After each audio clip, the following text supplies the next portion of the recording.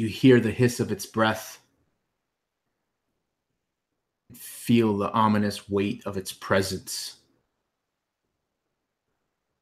There's a shuffling of leaves. It feels as if it's almost upon you. Let me switch my thing here quick. Thank you, Taylor. Inspiration. Wari. What is Wari thinking at this moment?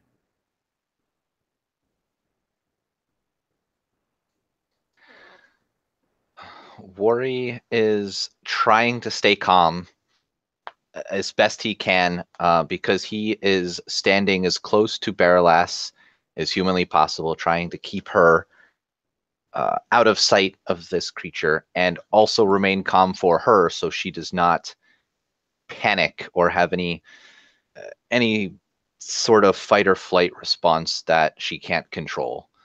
That's all he's concentrating on at the moment. Perfect. And as you look to Berelas, Wari, you see that her eyes are clenched, tightly closed. You see tears at the corners, one of them rolling halfway down her cheek. Her right hand clenched at her chest as she lays near you in the darkness.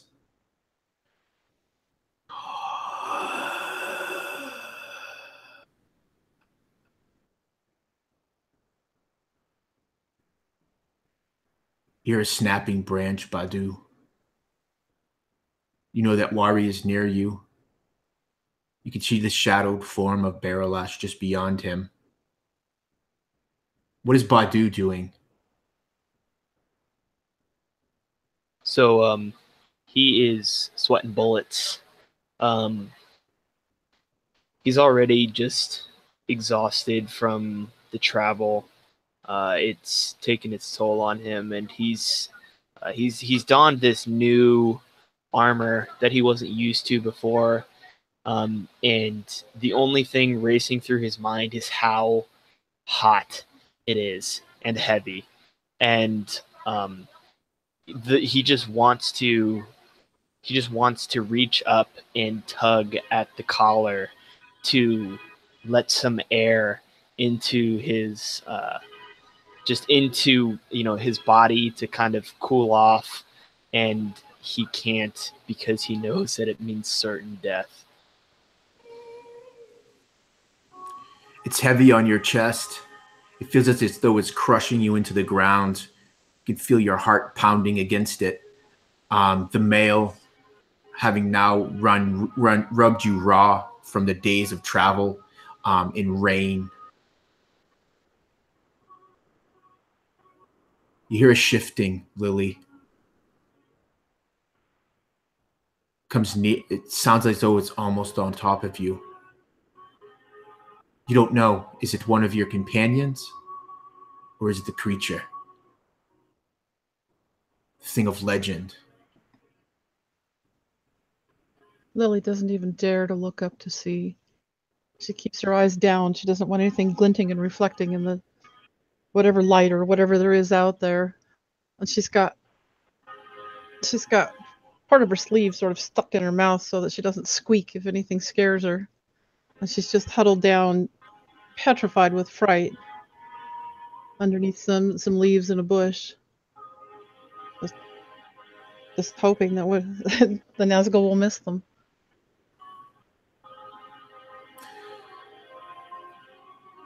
You hear the shifting of damp leaves. You hear an errant stone roll across the ground. Out of the corner of your eye, Arafor, you catch movement. A shadowed form. Almost so close you feel you could reach out and touch it. You feel the air cold upon your face.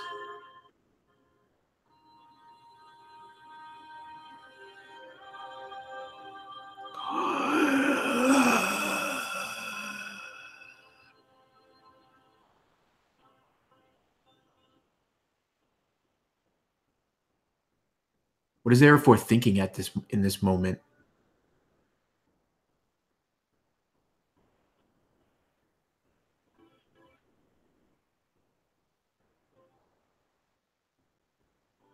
Moment, no thoughts. He can't even bear himself to think that thoughts might draw attention to him. He's stuck, low down sense of his own existence, and his life has led now to this final moment, or what he perceives that it could be his final moment. Hand is on his hilt, but he move it. He's just locked eyes, looking over towards the tree and the patch where he knows that Moira and Dale are hidden.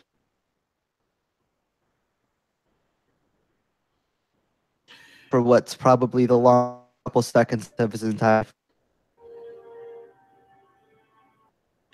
You're not certain, Arafor. The shadow is no longer in your sight, your field of sight. But you can hear it.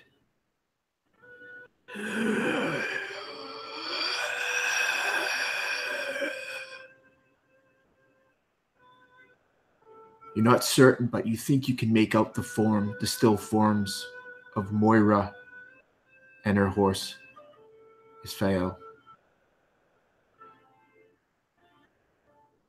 They look to your eyes as nothing more than stone in the forest floor. Isfael, her heart thumping, her great heart thumping in her chest.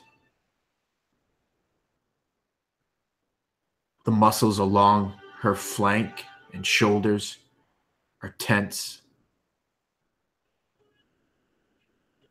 You can see her ears flicking and her nostrils just flaring as you keep her calm, Moira.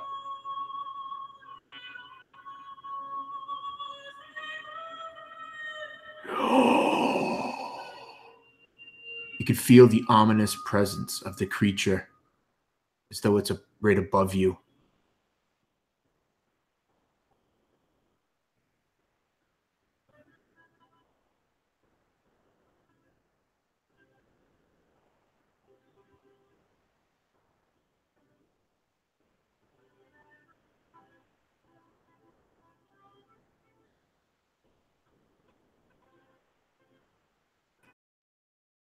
Do you say or do anything, Moira? Moira says nothing.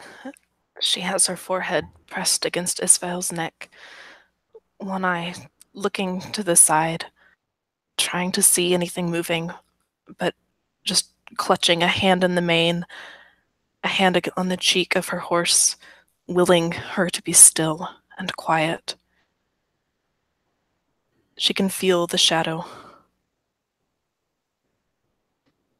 In the back of your mind, Moira, you think back 2 days when you met this caravan on the road from Bree. You see the fire. You hear the voice. And then you see the dark shadow rise up in front of you, blocking out what little light. I need everyone to make a wisdom save right now.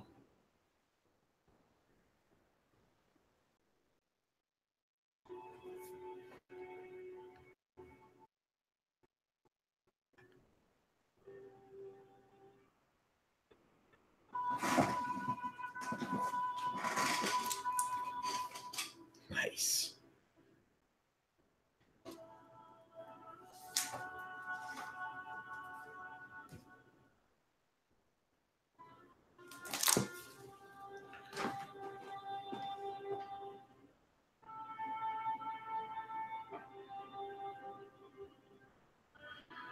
All right.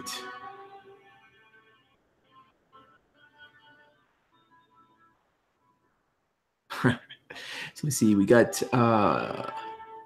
fail, fail, save, fail.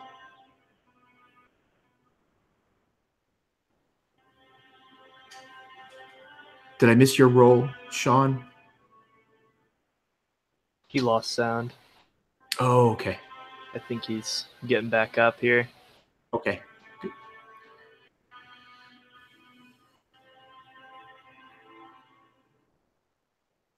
Okay.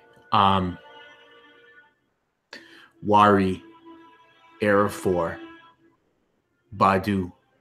Oh, let me make a save for Berelas.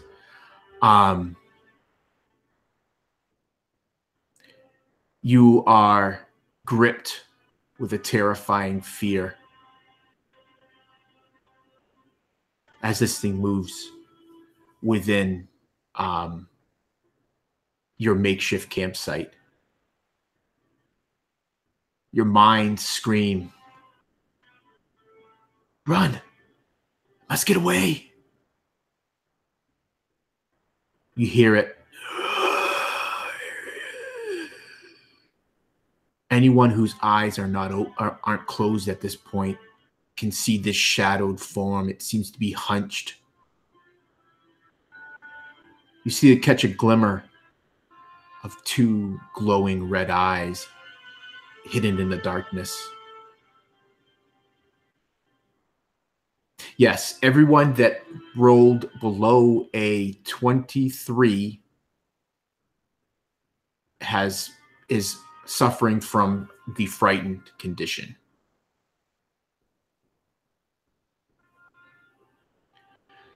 So I'm interested how you all react to that.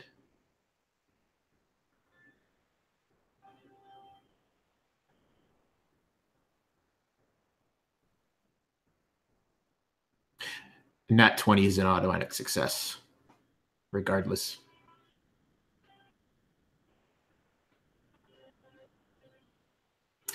So let me do it like this. So I'll start my left to right. So Lily, as you're tucked in and hidden from this creature, you feel this growing dread. It starts to creep into your mind, and you steel yourself to it. You can hear whispers beckoning you. Lily hears the whispers, but she is able to remember in her mind the voice of her mother singing to her, singing lullabies to her, and find just a little bit of calmness to hang on to, and just kind of bites down hard on her sleeve some more so she doesn't squeak, and just stays buried under this bush as still as she can possibly be, just remembering as best she can the good things of the Shire. Yeah. But even with that sturdy hobbit nature you have, you still feel shaken. You feel that even though it hasn't taken you, you feel that dread.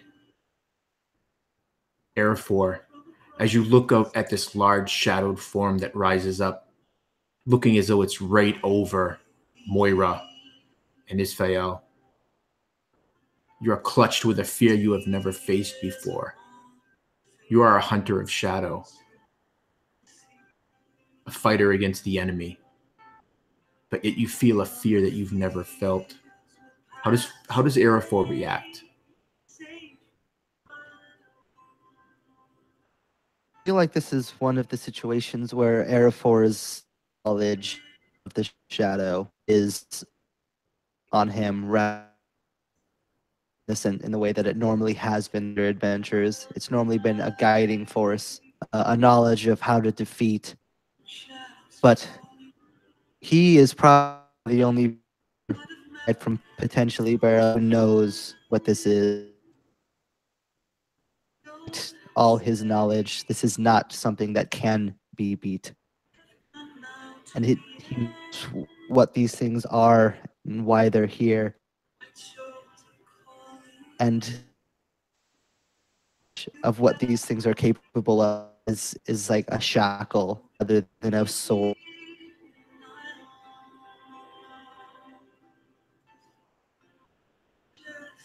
Yes. You know enough to not run. That'll only draw its attention. And just really quick, Jeff, you're still kind of roboting a bit, which is making it hard to hear everything you're saying. I don't know if it's just me or if anybody else is hearing that. Okay.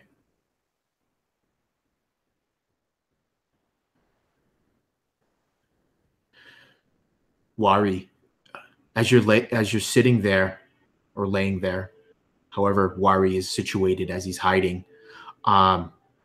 you see Berelas starting to reach into the folds of her clothing at her chest. She's pulling out a chain.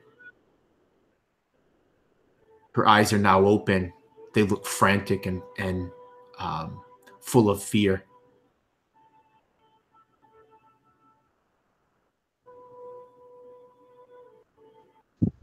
Wari's hands reach out to her forearm to grab it and try to prevent her from reaching at it, but he's not taking this so well. His hairs are standing up on end. His eyes are closing, and he's getting a little bit of shake. He's leaning, I assume, to like his left side, so he's using the small of a tree to keep himself up, as all he hears in his head is just the throbbing of his own heart as it starts to race, and he can barely even look Berelas in the face with how frightened he is. She starts as you touch her, but it seems to have an effect that you want. She stops, and even though you can still see her shaking with fear, and her eyes are wide, she moves her hand away from the chain, and she nods to you shakily.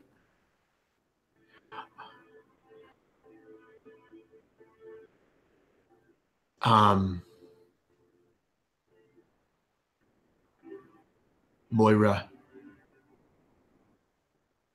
you sit in darkness. Something is blocking out the poor light that was making its way down through the clouds and the trees above. You can almost feel it. You hear the footsteps, the soft earth, and it's almost making like a very muted squelch. And you hear the faintest sound. It's almost like sniffing like a dog would.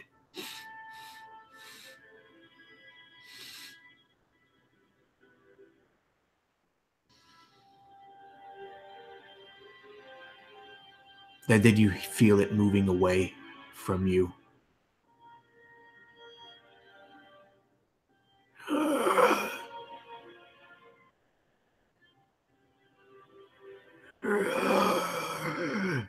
And as it does,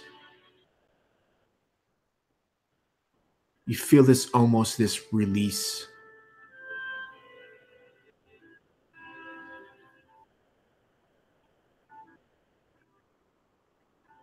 And then, just as quickly, it is gone.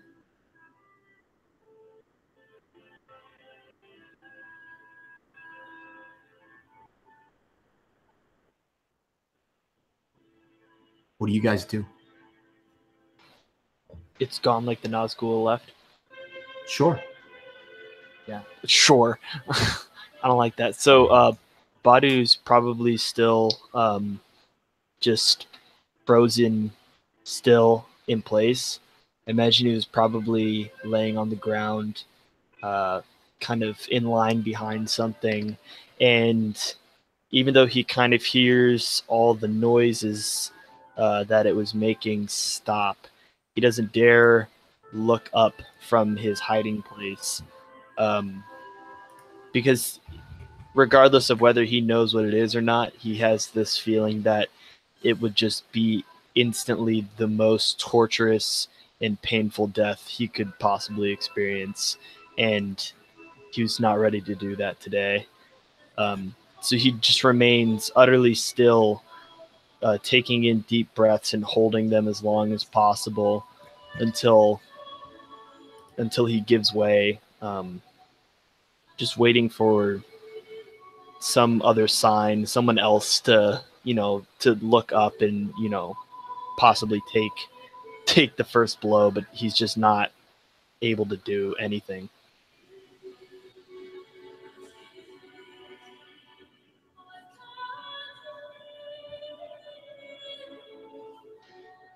Wari has opened his eyes just a crack. He doesn't trust anything. He still thinks it's there. His hair is still standing on end. His heart is still pounding. And through the cracks of his eyes, he sees what he believes Berelas may be mouthing something, maybe breathing. He doesn't know. He hasn't breathed in 30, 40, 50 seconds. And all that's going through his ears is his pounding heart. He couldn't hear if he even wanted to.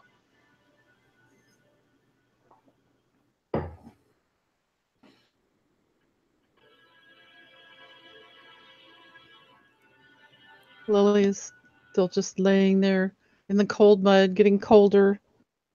It's maybe even starting to shiver a little bit, but is still afraid to even look up. She listens as hard as she can. It seems like it may be better. It seems like she can't sense so much of that weight. But, oh boy, she doesn't want to take any chances.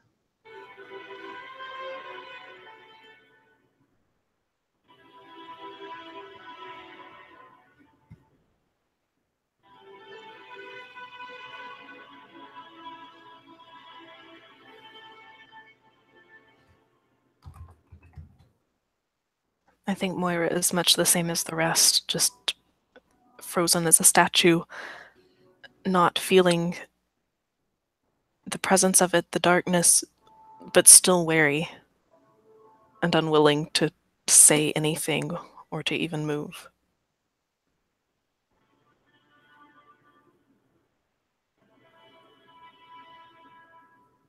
Arafor is just sitting there, like he can feel like his skin like hot from the forest and the anxious sweat, but like deep down inside he can still feel that like numbing cold and chill from this creature in the pit of his stomach. And he just continues as best as he is able to sit there motionless, almost thoughtless, just begging for the feeling to go away.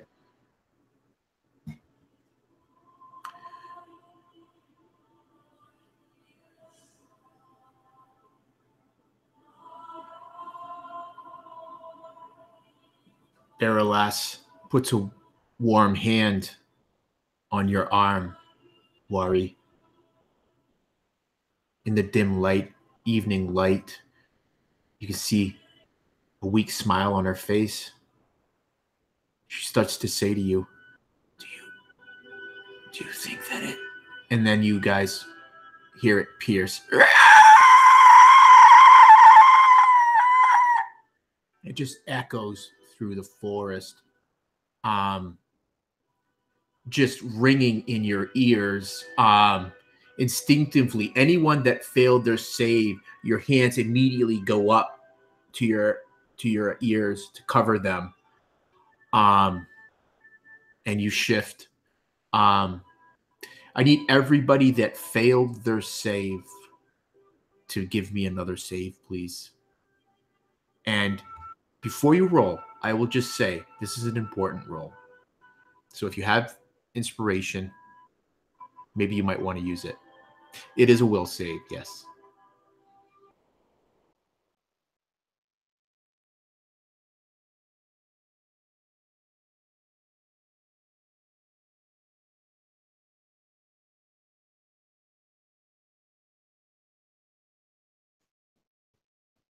I'll give mine to all right.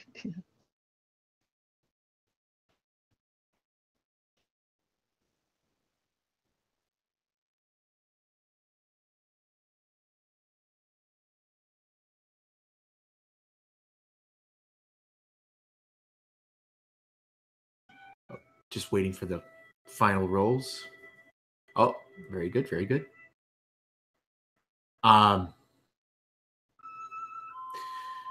So it seems to hang in the air. Air 4, you could still sense its presence. So as it screeches into the night, even though it still causes your heart to skip a beat, you stay motionless. Wari, you as well. The other side of Berelas, you see Badu start to get up. You hear the shifting of his mail. Badu, the screaming in your mind is, run, get away, leave these fools behind, save yourself. You just feel this whisper.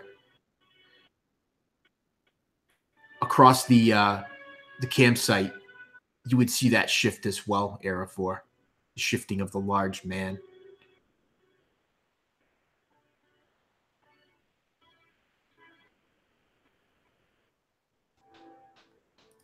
All right. So, Badu, like I said, is probably was probably face down behind something, and he's probably heard before he's seen. But as quickly as he can, he takes his hands from over his ears and just slaps them onto the ground and pushes himself up. And when he gets up and looks over the campsite, what does he see before he turns tail and gets the hell out of there? You see the motionless forms of your companions, or at least where you saw them last.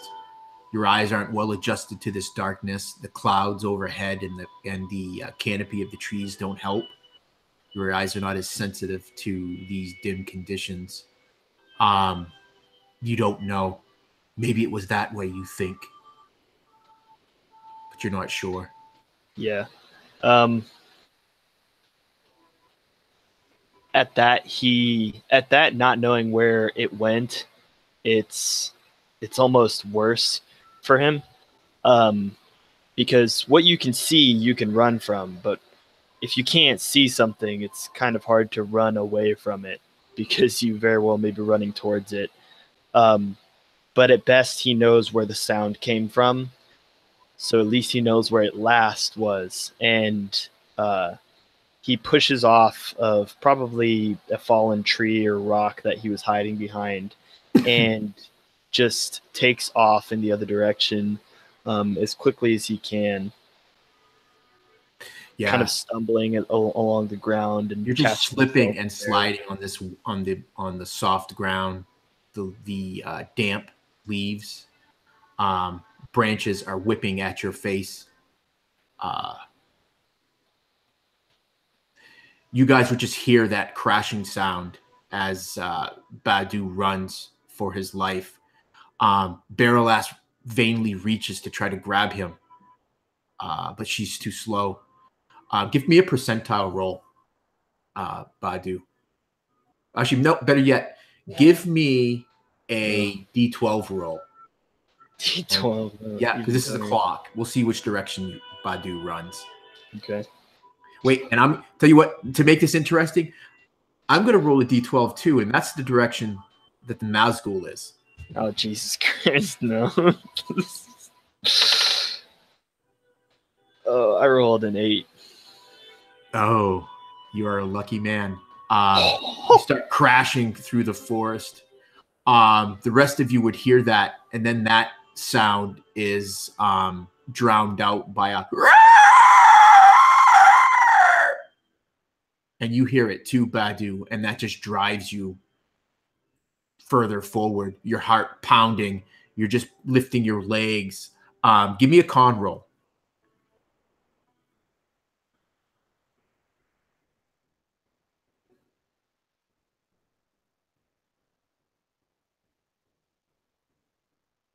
All right, that's a save, right? Yeah, Constitution save. Yeah, sorry. It's 4, or not 4. That's +4. 13. 13. Yeah. So you're putting everything you have into this, and you run. Give me a D8 roll. Jesus Christ! Let me just pull out my whole dice bag, Lionel. Okay, 5. get them all out, man. We're playing a game. Yeah. Oh no, it's 5. 5. Perfect. All right. Give me another con roll, and then we'll move the action along. Oh man. Ooh, that's 17 con. Perfect. Excellent. So you hear the second scream, the rest of you. You hear the crashing of Badu as he runs off into the forest. And then it becomes more muted. And then you don't hear anything.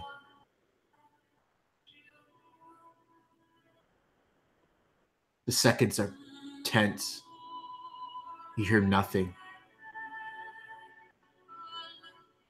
Except for maybe your own heart pounding your ears.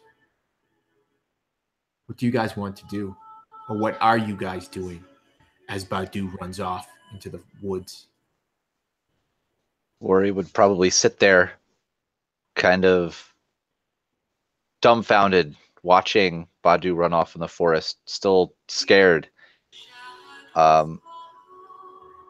Just watching, seeing where he goes, just not moving. And probably as the time the fear takes him off, he goes after him. Doesn't matter by himself. Okay. So, now with the screeching and stuff, then could we tell if the Nazgul had moved off in what direction vaguely? You could give me a survival roll, but I'm going to give you disadvantage. Well, you have disadvantage on it anyways. You can't give me more disadvantage than disadvantage, Yeah. I don't think. We're not going to stack that. That's good. Well, that's too bad because I think a 3 is going to be a lot worse than a 12, even with +4. So you got a 7? Yeah, I got a 7. You can't tell, Lily. It just, when that thing screeches, it seems like it just is all around the forest. And you don't know if it's the forest that's echoing it, or if it's just the creature itself. You've only heard whispers of things like this. And she's just going to stay put if she thinks that thing might be anywhere around.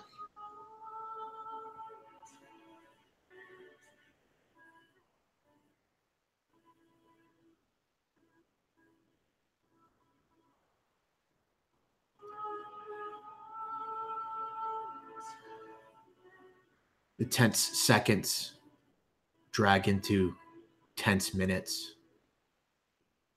By your best recollection, best reckoning, you think probably 10 or 15 minutes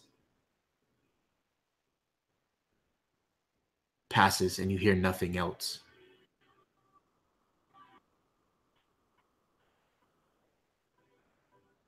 Therefore, you no longer sense the presence of that enemy.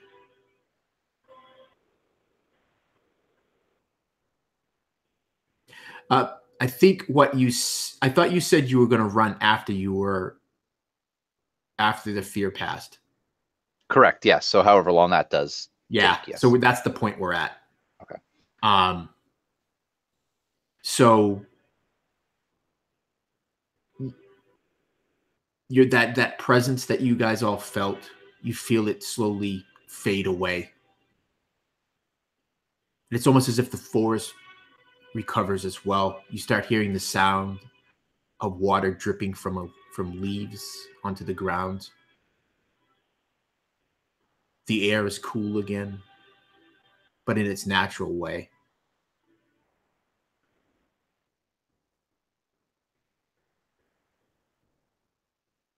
Berelas sits up near you, Wari, and she looks at the empty spot where Badu was. She turns back to you. Do you think Badu is okay?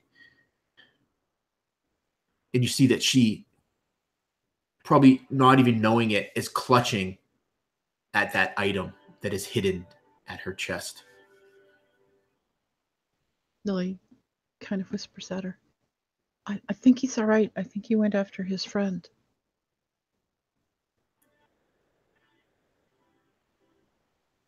No, did I say Wari? I thought I said Badu. She looks at where Badu was and turned towards Wari. Yeah. Did I leave yet after him? No. I wanted you okay. to. I'm sorry. I thought you'd already describe left. that. Yeah. Okay. No. I'd probably still just be staring off at that direction, like maybe hearing her, but like not listening, kind of thing, like in one ear and out the other. Just kind of still trying to take in the whole situation. So I wouldn't answer what she says. She says, "Wari," and her other hand reaches over and she shakes your shoulder. Do you think he's okay, Badu? I look at her. He ran into the forest. Do you think the thing was after him? I don't know. And the rest of you would hear that as well. Roy would say he doesn't know. I don't know. And I think probably at that time is when he would get up and start heading after him. She Where looks are you at going? you. Yeah, perfect. What?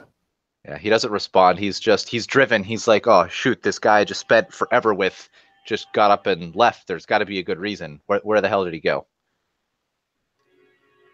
As you step past Berelas, she grabs at your hand.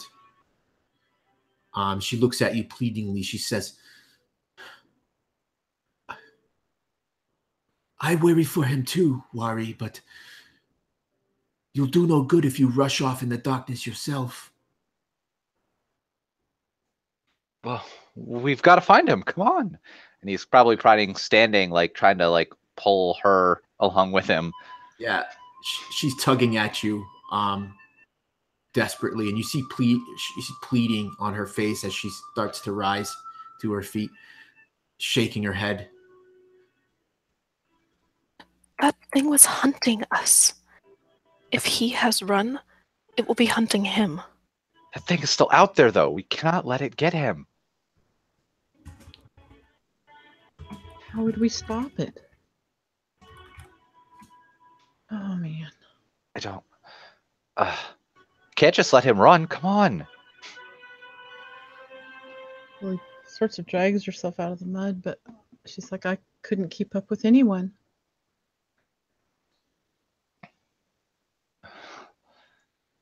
And almost to punctuate that, as Lily says it, the exhaustion just rolls over you all. As that fear finally gives way,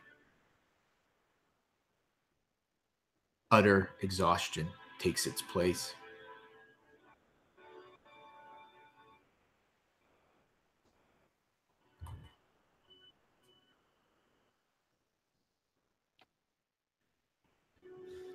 Arafor finally is going to try to move himself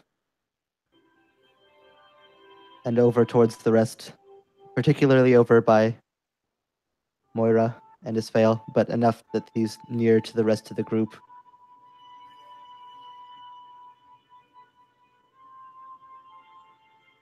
If that thing has found your friend, there's nothing we can do about it. We try to fight it, it will kill us all. A second glance, we have no chance.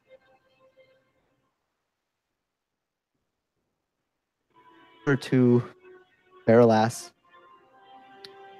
and through his exhaustion, somehow managing to summon up anger. Why was that thing here?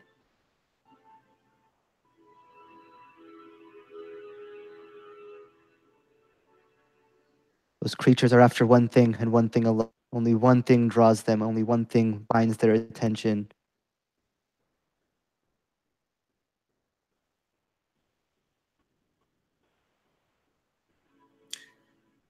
us.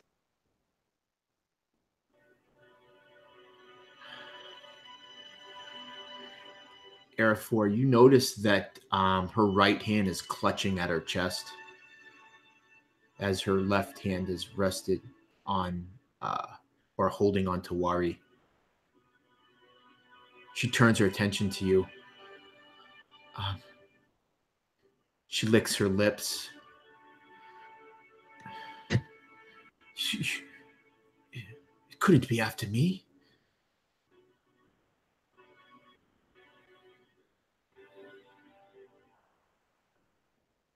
And she clutches tighter at her chest.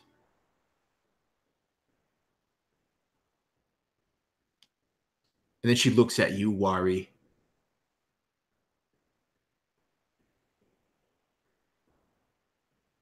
And the look on her face, she's looking for permission.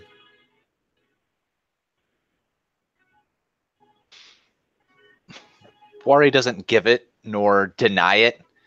He just has a look of concern on his face, and he keeps glancing back at the location that Badu ran off to, and then back at Lily, and then Arafor. Just trying to decide what to do at this moment, kind of leaving it up to her to decide, you know, whether to in case you need tell me anything. in case you need me to roll, I rolled I'm trying to see if I can get a sense of her knowing if she knows what those things were. Yeah. Because if so, and she's still asking, then it's very clear. Are you thinking what this like next line an of questions is gonna insight be. or a shadow lore? Yeah, I got a 21 insight. Oh, Basically, yeah. just try to tell if I can tell if she knows what that was or not. Yeah. You get a sense that she knows what that was and that she has seen its like before. He would just as close as he could get before she coils. As you've talked all this time of shadow, you know what that creature was just as well as I do, and you know why. You know what they're after. What are you hiding? As if you hold something dear. What do you have? He says as if he already potentially knows, and it's probably going to be as bad as he thinks it is, but it's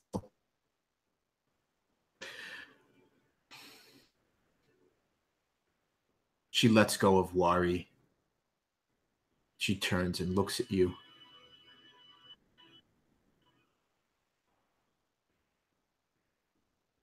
Her bottom lip is shaking just ever so gently.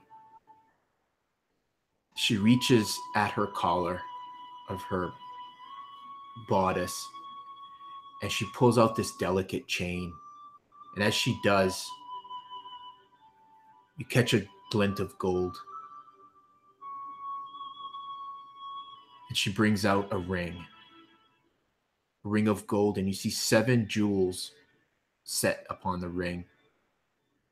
Even in the darkness that surrounds you, you can see this ring. Arafor recoils as if he had been punched in the face. Is that the? She shakes her head no. There are many rings of power crafted in the Second Age.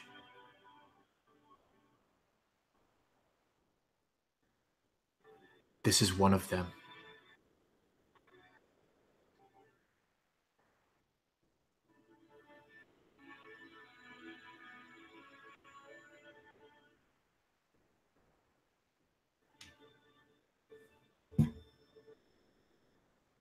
Almost like stunned. He doesn't know what to say. Like this is like, in his eyes, like information that like they definitely known.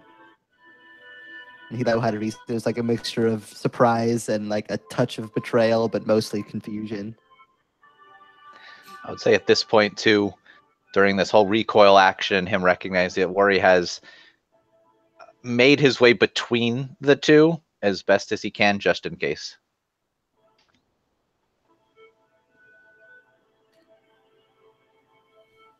Would Lily know anything at all? She doesn't have shadow lore, but she does have lore. No. Okay, but she sees Arafor's reaction, and her eyes Yes. get wide, and she's just kind of like, okay, now what? And she's just shivering. She's so cold anyway. She'd lost her wool-lined cloak when she lost Dusty. She lets go of the chain and the ring drops, and it's just resting outside of her soaked traveling clothes. She sets a reassuring hand on your shoulder, Wari. Badu and Wari, they are helping me. They are helping me to rid the world of this ring.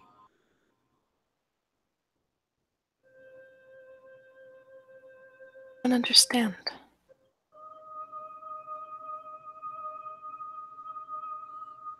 Why? What? Within this ring, and she looks down at it, and you almost it's probably very unsettling to you, Arafor, as she looks down, because you almost see this kind of this covetous and cherished look as she sets her eyes upon the ring. Within this ring is great power. Great power to do good things. But it is also tainted by the shadow.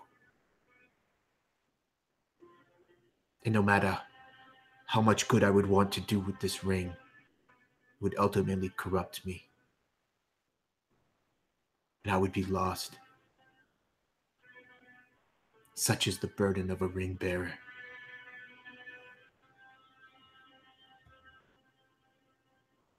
That creature, that thing, even creature is not strong enough a word for what it is.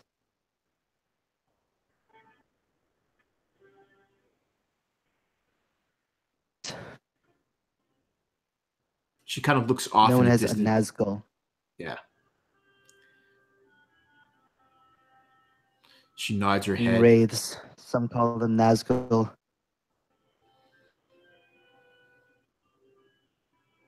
Primary and his strongest generals, his most powerful servants.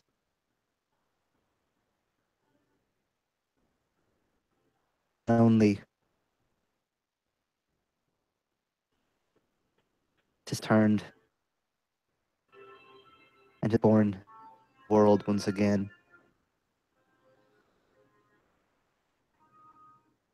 To be alive.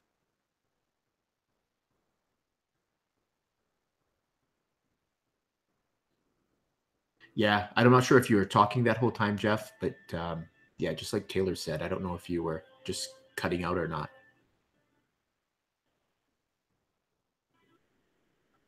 Yeah, damn it, works too.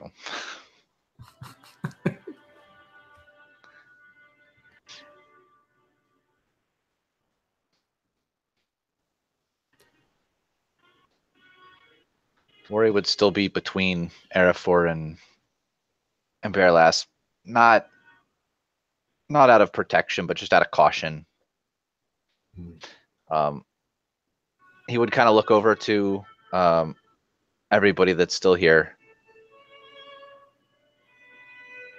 just kind of like with this like determined look on his face, like this, like, you know, what she says is right, you know, this is what we're doing, that's it kind of look.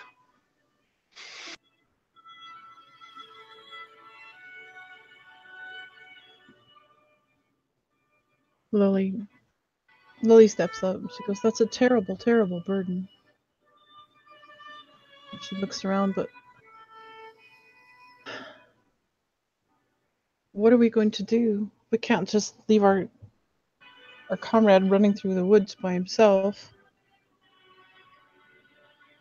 And yet, oh, she thinks again, realizes that once again nothing is safe, just like it has been from the beginning, ever since she met Arafor.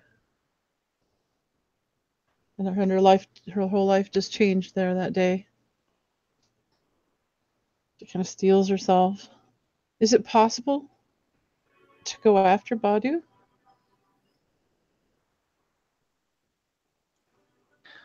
I would like Will to. he come back? Will he come back? Has he the ability to find us? He is okay with finding campsites and such. I don't know what would make him walk away. But we should go after him. I'll be awfully slow. Kind of like huffs his chest a little bit too, realizing how tired and exhausted he is too. And it'll be a slow run, but he couldn't have gone far. And look at the mess he made. And he kind of like points off in the forest to the destruction that this large man made, kind of like carving his path through the forest. Yeah, he will be easy to find, won't he? That's what I hope, yes. As long as the creature doesn't find him too. I cannot go after him. I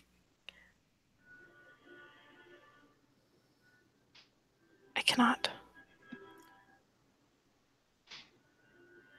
I think we need all the help we can get on this quest, Moira. As you say that, Berelas is looking at you, maybe recognizing you for the first time, and she slowly nods her head in agreement with you.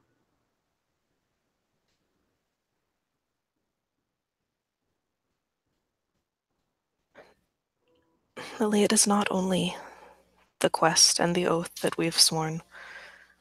Yes, I will fulfill that to the best of my ability. But that thing, that shadow, that darkness, I could feel it. I could feel it pulling at me, like it was reaching out for me. Oh. Oh no.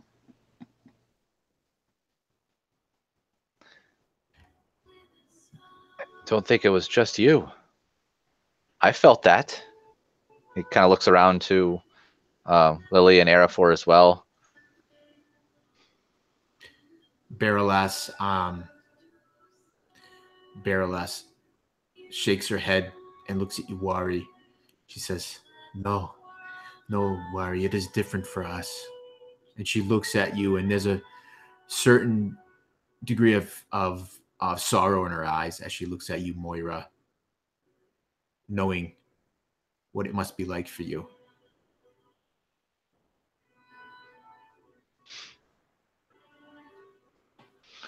Wari just kind of like looks around.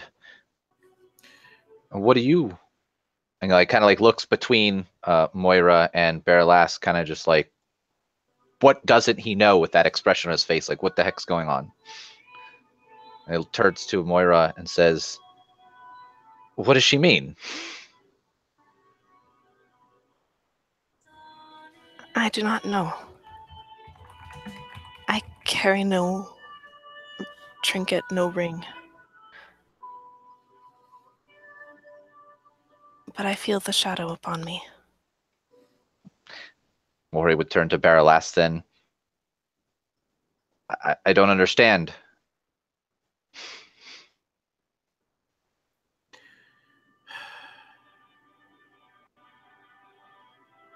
That sadness you've seen on her face before, Wari, returns. Not all of the enemy's agents bear rings.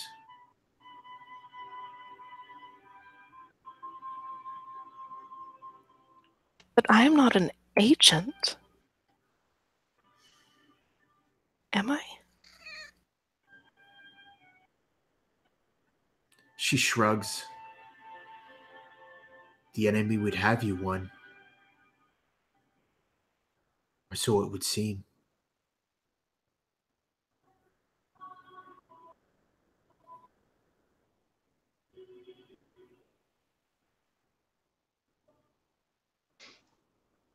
Well, we can unmake a ring. Can we unmake her agent? He just kind of like sighs at this moment. Like that was a dumb thing to say. No, you don't. You might think that, Wari, but Berelas vigorously nods her head, and you see this glimmer in her eye. Just touches it just ever so much, a glimmer of hope, and she says, "Yes, it's never too late, right?" Well, that's why we're taking you, to get rid of this piece of jewelry. And he kind of turns and looks at Moira. How do we do that for a person? Can't just discard it. I don't know, but we could probably figure it out. But now may not be the time. What are we going to do? Are we going to go after Badu? Or do we wait until the morning? Moira kind of looks around for a little bit, trying to like regain his senses. Like, oh yeah, like what time is it? Where are we? You know, that kind of like peering around. Like, how far in the forest did we go? How far off the path did we leave, trying to hide from this damn thing? Well, so I believe in the last session, it was only Arafor that knew that he had gone errant a little bit on the path. And I don't think he had mentioned it to anyone. And then you Correct. guys had made camp. But I think he had started to adjust for when he realized his mistake. So you guys are definitely 2 days into the old forest, which you guys thought it'd probably be 2 to 3 days before you got to the barrows. So what would be like around us, like within the forest itself? Trees. I mean, so like, is there any kind of path that we were following, or was Arafor really just trudging through brush? So Arafor is fairly familiar with the area. So there's a river that runs through the old forest. He was looking for this river because he knows when you find the banks of this river, if you can ford it, you could follow the banks. It kind of goes in this northeasterly direction. And then from there, you could cut into the barrows. And he's so he was expecting to get to the river sometime in this past day. That wasn't the main river that we crossed the other time, though, was it? No, that was Okay. just what was it? Stream. That was just a gully. It was just kind of a washout from the rain and whatnot. All right. So then, as you guys say that, Wari would kind of just like turn around, just like, "Oh, this is literally what happened in the last 10 minutes. We should probably get going." And he turns to the whole group, just like, "We need to go after him. At least if it got him, at least to bury what remains." What direction did Badu go? Did he go towards the Barrow Downs at all, or off in some other crazy? Badu headed in direction 8. Yeah, well, what direction does that end up being? So if you look at the orientation of a compass and you put a clock over it, he went 8, like where 8 o'clock would be. Like kind of the wrong way. So that is definitely not in the right direction towards the downs. So what I need to know is what the 4 of you or 5 of you are going to do. Will you wait for morning and then go and search for your fellowship member Badu, or will you set out in the evening? Now you've probably had enough time to get some rest, the equivalent of a short rest. but you definitely have not had enough rest that would, potentially stave off potential further exhaustion. So I will leave it up to you guys what you want to do. I think Worry would lean toward Arafor, who's been guiding us this whole time, and look to him and just be like, should we go after him now? Are there things that will hunt him if he is alive at the night, or what?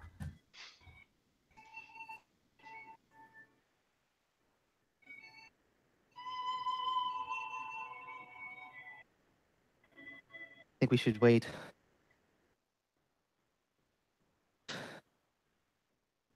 That creature found him and followed him. Don't too grimly and callously. And there's no rush. We need rest. We can't keep wandering through the forest, especially not at night. I would think a creature like that would not care for the light.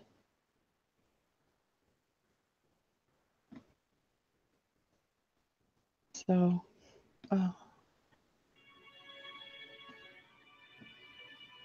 is there any chance we could rest enough to to be any stronger in the morning?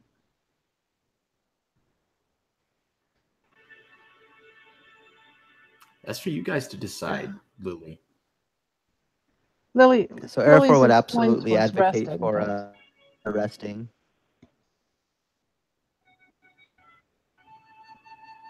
Lily's like, but she's so conflicted. Or. Well, we need a decision because poor Badu has been waiting all very patiently. Yes. I had lasagna. Badu's suffering horribly. Luncheon. As we kind of sit here, can Worry, like, would he be able to see if he could go after him himself? Did he make a wide enough path that someone who's really good at finding things could find? You think that the path looks pretty clear to you. You have better vision at night as well. All right, then yeah, I think I'm going to do what my gut tells me. I'm going to go after him. If the guys want to stay here, then I'll go after him alone. Okay. As you make this decision to leave, you can see that Berelas is conflicted.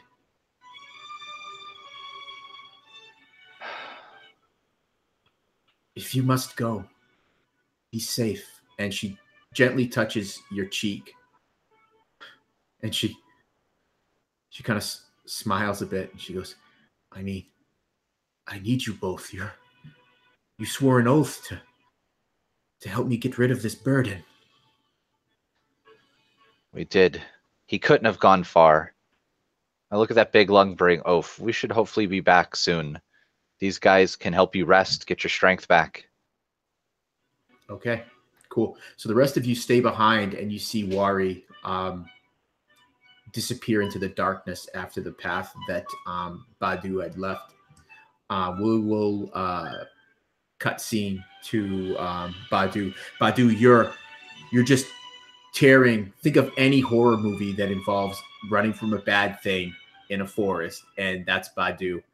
Branches whipping at you, tripping over roots and loose stones, stumbling, rolling back up onto your feet.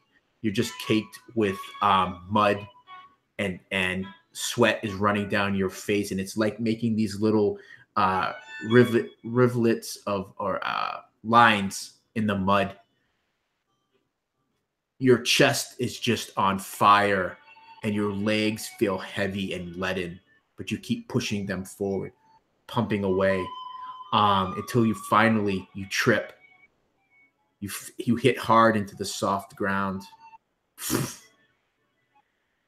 You think you may have cracked a rib on a hidden stone, and you're kind of breathing hoarsely.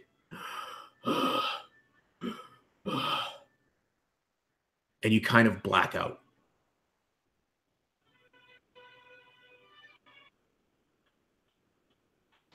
Yeah, definitely. As he was running completely counterintuitive to what his intentions of running away were, he makes as much noise and destruction as possible throughout his way, so that he could easily be found by the exact thing that he was running from. Um, and as he's doing so, just taking in these breaths, while even though he's terrified, this adrenaline pumping through him, his body, his mind racing, his heart pumping, but his body just collapsing in front of him, and he's falling over and still and putting his hand on the ground to keep himself up, and keeps running, and he bumps into a tree here and there, and just pulling it branches to move them out of the way, his big meaty paws just ripping away at this forest to make a clear path for him to get away, get somewhere safe, to a road or to a riverbank or to a town or to a home, a cottage, anything, just anything more familiar. And all the while, his head just aching with pain. That's the same spot where he's had this recurring concussive injury, and his mind just kind of flooded with these ideas, just thoughts of a different life that he no longer remembers, that he no longer leads. It's all foreign to him. He hears his own voice, saying things that he's never said. He sees people that he's never met, doing in a place that he's never been, and it's just all too much. And finally, as he he falls against a tree. Still, his momentum carries him, and he falls over. And like you said, he just falls clear onto his side with no guard, or not able to brace himself in time, and he lands on probably a stray root or a rock, and kind of feels something snap, and he just instinctively, out of this adrenaline just coursing through his veins, just pulls himself, just barely able to stay conscious. He pulls himself closer to the trunk of this tree in an attempt to hide from this creature that has plagued him now. And he just pulls himself closer and closer, and he gets one hand around a root very near the base. And just as he pulls himself about halfway, he just loses everything. And all of these thoughts of the different life, and all the thoughts of Wari and and Berelas, and everything that they've been through, he just kind of blanks out, and he just completely passes out with that one hand still clutched onto this root firmly. Yeah. So give me a stealth roll for trying to hide, and then we'll go from there.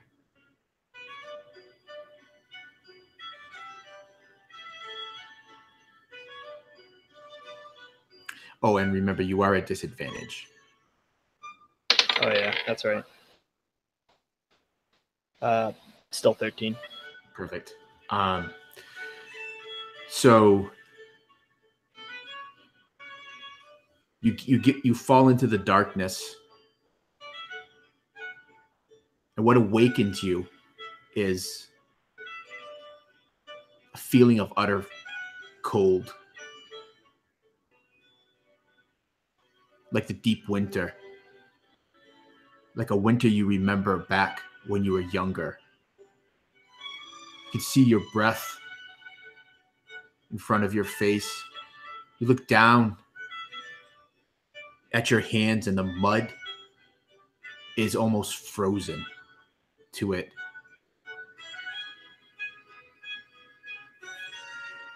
You hear a noise.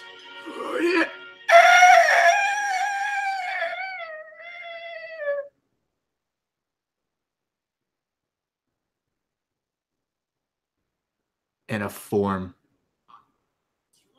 comes up in front of you.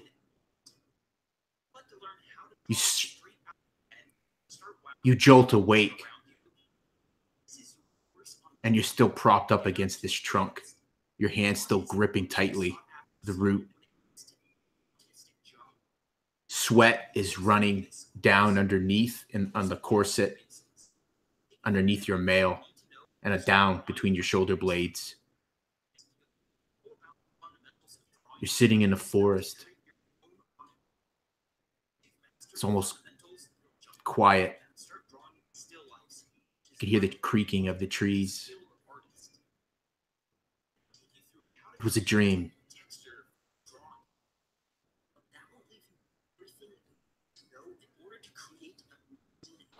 And he jolts awake, still his face in the dirt, his arm still half pulled into his body, gripping this root, and he can't tell if it was fear or if it was relief that keeps him from being able to stand up, and he rolls over onto his back, and the instinct is just still there to try not to move, but at this point he's just too tired to try and hide. So maybe if he looks dead, then he might live, but he just lays on his back, breathing heavy, sharp pain in his side, his head aching, and he waits.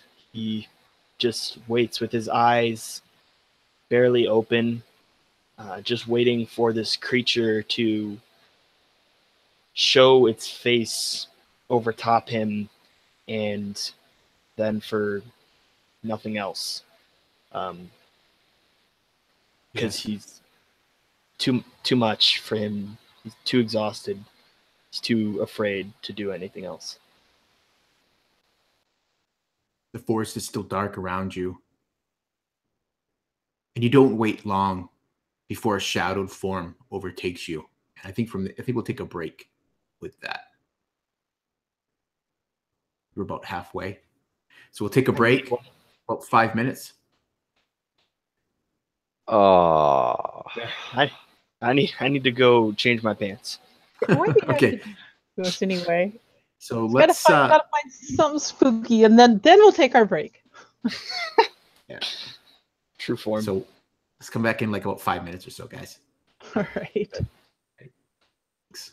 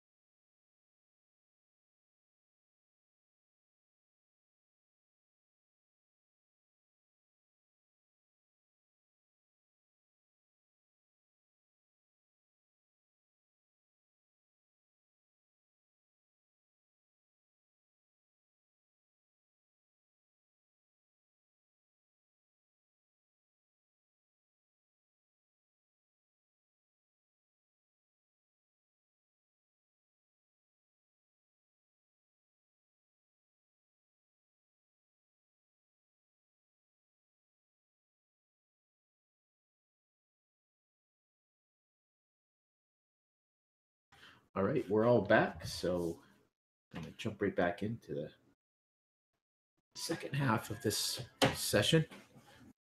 Yeah, that's funny, Carol. So the scene opens up with at the campsite. It's the early morning hour. The sun has not even risen enough so that you can see its orange glow off in the distance. As the let me see, 1, 2, 3, 4 of you wake up. It was a night where sleep was elusive. Every little rustle or noise was bringing you all awake. But you get, yeah, Berelas, yeah, yes. So I need the three of you to make a con save, please.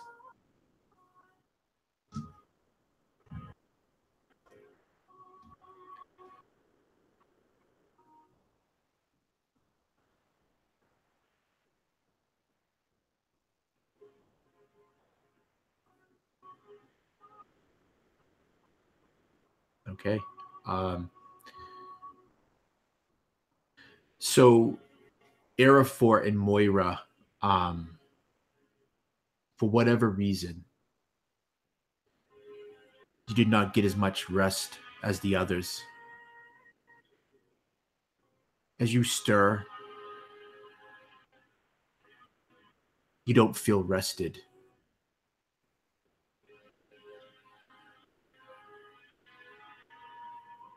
You're both suffering from another level of exhaustion.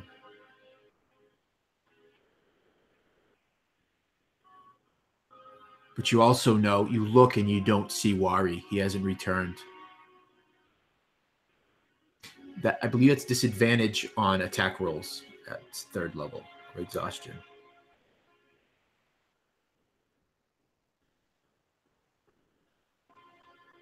Oh, is it saves too?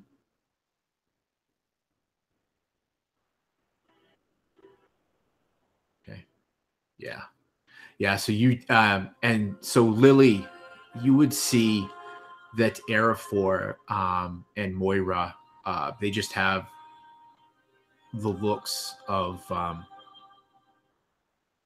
someone who has just been through the ringer. There's like the bags under their eyes, the dark circles. Their movements are slow, deliberate.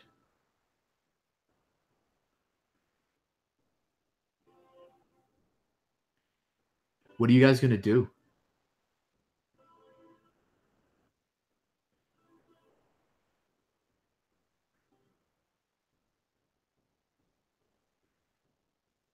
Moira has not slept well. She's had troubling dreams. She keeps hearing the shriek in her head. She gets some warmth from Isfel, but even so, she wakes up shivering in the dawn light. And she can look over to Arafor and see the dark circles under his eyes and know that he slept no better than she.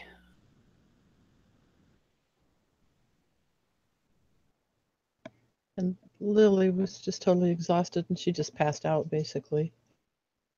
But actually managed to get a little rest because of it. And when she wakes up, she sees the others and sees just how tired they look. And is there any chance she'd be able to start a fire? Even a little one? You could give me a survival check to gather enough tinder and small wood to start a fire. 14. Okay, and just make sure that you do it with disadvantage. Oops. What am I thinking? Here, you mean? Never mind. It's 12. I don't know if that's enough to get it a little water warm or not. Yeah, check the chat, Carol. Yeah, I did. Okay. So as you're doing that, Berelas, she stirs as well, and She looks almost as tired as Moira and Arafor do. She stretches and yawns. She looks over to where Wari and Badu were sleeping, and you can see she's concerned that neither have returned. She quickly rises and says, "So we'll be off to them then." And Lily speaks up, and she's like, "Before we go, let me try something here that might be able to help everyone a little bit." And since she got a little fire going, she gets into the king's foil that she had saved and carefully burns it into a powder and boils it in some water. And this cloud of vapor comes up, and up to 3 people, since that's my level, can breathe this in and lose a level of exhaustion. Oh, perfect. So I'm going to be particularly careful that, that Moira and Arafor lose their level of exhaustion. What is Berelas at? Is she at 2 or 3? She's at 2. Okay. I think Lily will also take some in then, because this half speed for a hobbit is pretty slow. Okay. She wants that stimulate so she can actually move, the stimulation. So it's good to know that she's so caring that she's like, forget you because you're the NPC. I'm going to take care of these 2 and myself first before you. Pretty much. I believe that Lily is showing her true nature. I apologize, Moira. I guess the wrong fellowship member was touched by shadow. It does give me a hook for late. At the 12 speed, she's not going anywhere, and she's a real drag on the party if she doesn't get a little stimulation here and kind of get moving a little more quickly. That sounds like mechanical talk. I think you're breaking that barrier there, Lily. Fine. Anyways, so you guys breathe this in. Berelas is actually kind of pacing while you all are doing this. She keeps looking at the path that Badu had left. And she waits until you guys are ready. One of the things that she does kind of mumble, maybe more to herself than to the rest of you, but you hear her. She kind of looking up at the sky through the trees, and she goes, "Well, at least it's not raining."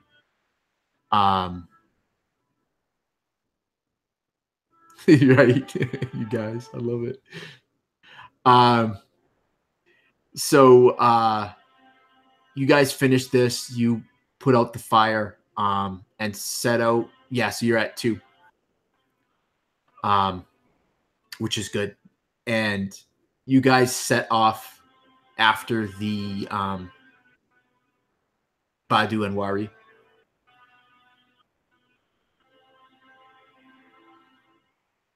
We do. Okay, perfect. So you guys set off. No, that was a question. We do. Oh, yeah, that's what. Okay, all right. Are you guys setting off after Badu and Wari?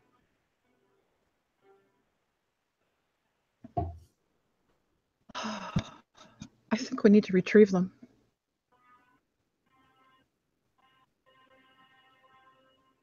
We really need their help. This is a terrible journey, and if we go on our own, I don't think it'll turn out so well. Lily's putting her desire into going after and rescuing the other 2 and getting the full party up to face whatever's ahead of them. Berelas catches this conversation as she turns on the 3 of you and says, "You promised. You said we would sleep through the night and we would go after them. I will hold you to that." And you see her hand kind of drift up close to where she keeps the ring.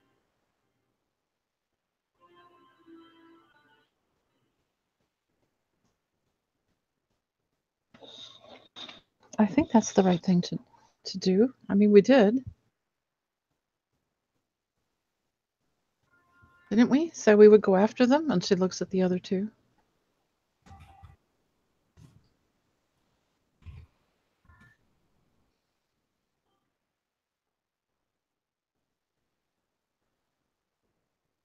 Well, Berelas looks at the two of you, Moira and Arafor, her gaze shifting from one to the other.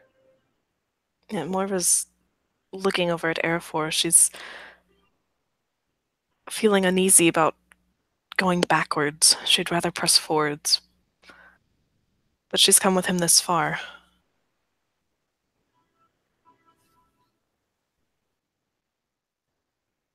Yeah, Arafor's face is no more certain than the glance that Moira points towards him. Probably particularly to Moira that he feels this her that been and lost so much in this forest that the idea of is not exactly appealing to him. But there's also a certain part of him that people are better than less when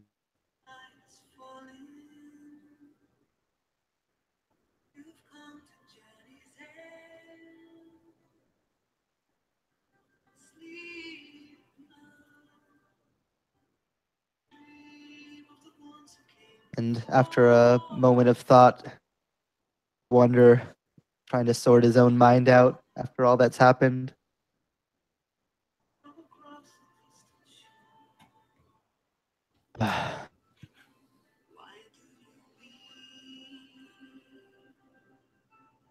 All the better. If we can film with our anything after that, I'm turning back around. We're heading towards the downs. I missed that. What if you don't? What, Jeff? If I said if we don't within an hour Okay. and start heading back in the direction that they're trying to get. Moira nods her agreement. I hope they're close for their sake. An hour's not long. But I don't think we should stay here. Perfect. So you guys pack up what belongings you have and set off on this path. It's fairly easy to follow. I'm not going to have you make any survival rolls because in the light of the morning light, you can find it easy enough. Wari, we're gonna go back in time a bit. You've just left the camp and then the others, and you start following along the path. It's pretty easy to find. You see broken branches, upturned earth, and you can even see areas where more likely than not Badu had fallen or staggered. And you spend several hours making your way along this path before you find him laying motionless on the ground. He almost looks dead. It's not until you get closer that you can actually see very gentle rising and falling of his chest.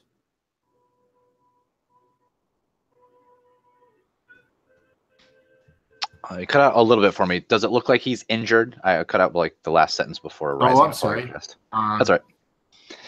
Yeah, he looks pretty battered. Any bits of his exposed flesh is just have you ever seen something whipped by something? It's got whip marks and there's little small cuts and scrapes across the knuckles of his hands and across his face.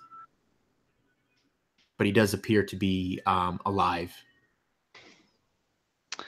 I imagine that Wari, as he found him, would probably like pause for a minute and kind of look around to see if this creature or any creature has found him first. I mean, he looks alive. You know, you can see a little bit of him, but he's definitely going to be cautious of his surroundings around him, just in case they were right.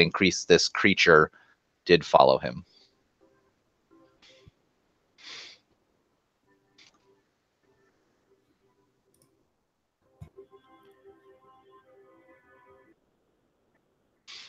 So he's kind of looking for other. Yeah. You don't see anything. Okay. You spend several minutes kind of hunkered down, looking around. The hairs on the back of your neck don't rise.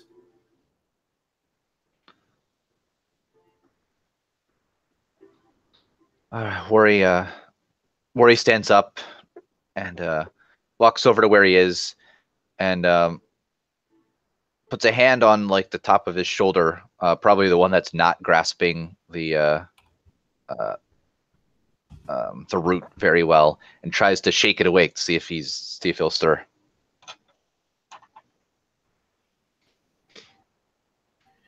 There's no reaction from him.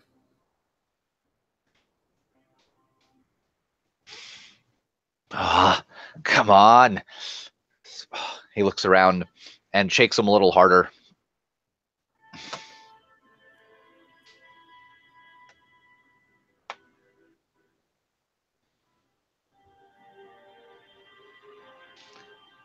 If there's still no reaction, he'll just be like, Badu!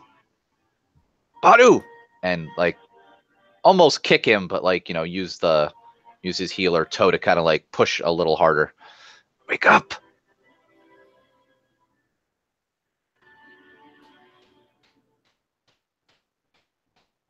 Yeah, probably at that, Badu's eyes maybe kind of peel open. They're probably crusted shut, and kind of breaks through, and the light floods into his eyes, and all he can see is just this kind of shadowy figure over him, and he feels his body moving, and he hears things, but it's inaudible. He can't understand it, and upon opening his eyes all the way, he can't really make out Wari's face, or he doesn't really know where he's at or what's going on. He's still, and he kind of gets that, when you first wake up from a nightmare, and you kind of, the first thing that you see instantly makes you jump, and he wakes up, and just instinctually both hands just go into Wari's chest, and he just pushes him back and tries to sit up, and he several deep breaths, just as he's still terrified, and he kind of like backs up against a tree, and he pushes Woody, and he kind of starts looking around, looking for the Nazgul, but he's awake and he sees Wari, but he's looking for the Nazgul, thinking that it maybe got the rest of the group and that it's just them now. And one hand kind of the hand that was grabbing that root kind of comes off of it, but it doesn't really. He's not able to flex it all the way, but he kind of like starts patting himself down, looking for an axe or a dagger or something to just feel safe with.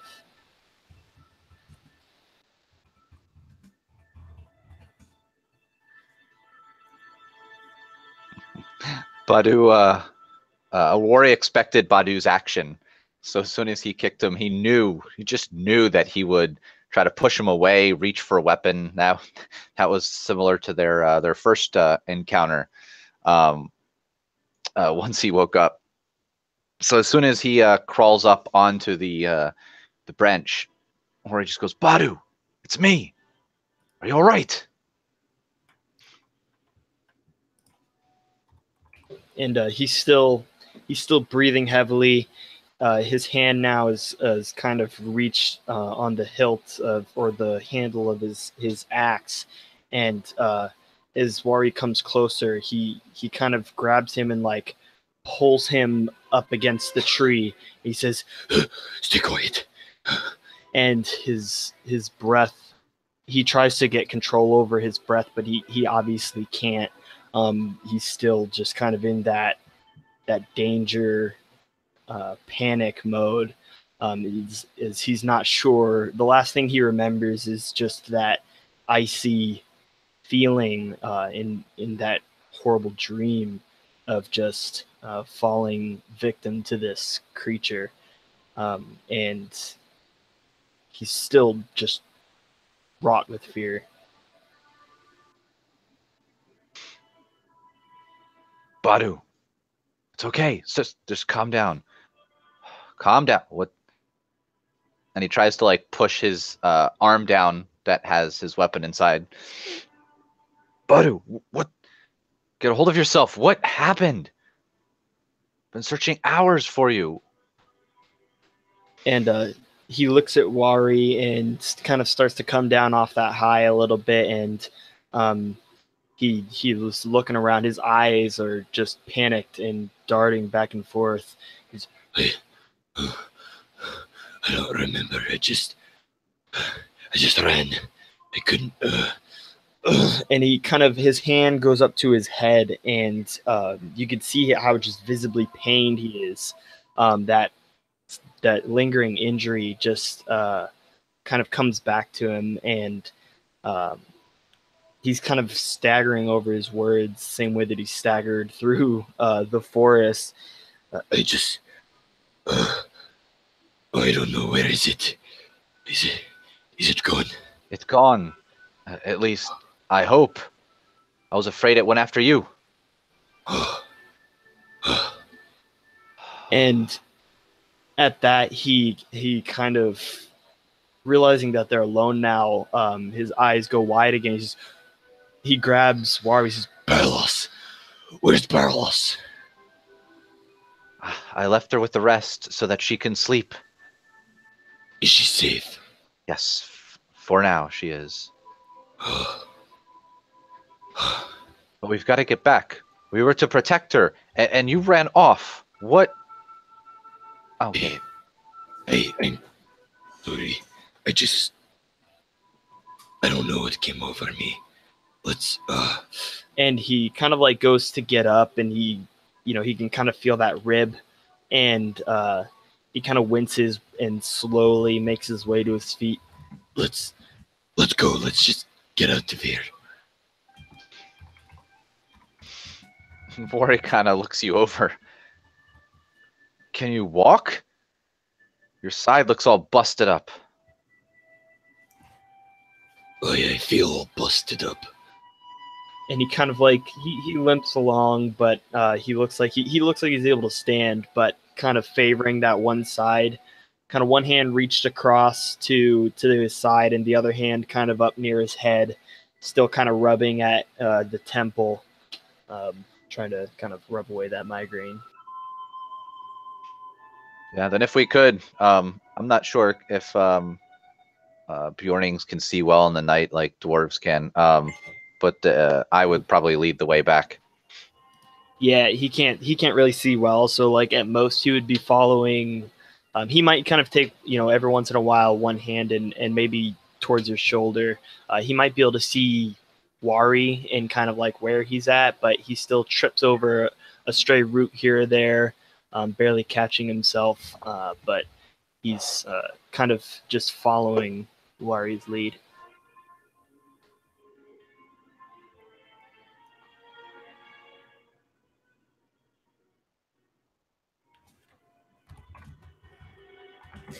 Yeah.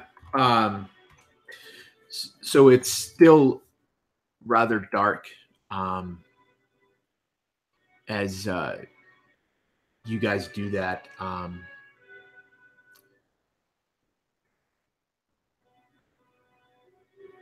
going to jump back to the other group. So you guys are moving along this path, and like I said, it's fairly easy to follow. And so Arafor, you said you would travel for no more than an hour, and if you don't find Wari and Badu in that time, you will Yeah, give or take about an hour. Like Okay. he wants to find them, but he's not going to spend all day looking. Like they're already in here and they're already getting wrecked. So right. he'll give it a go, but not for too long. Perfect. Yeah. So much like Berelas said, the good thing is the rain doesn't start back up again. I mean, it's just the air still feels damp and cold, the earth is still soft underneath your feet, but at least no more rain is falling. So you're at that point where your clothing is like damp and uncomfortable to wear, and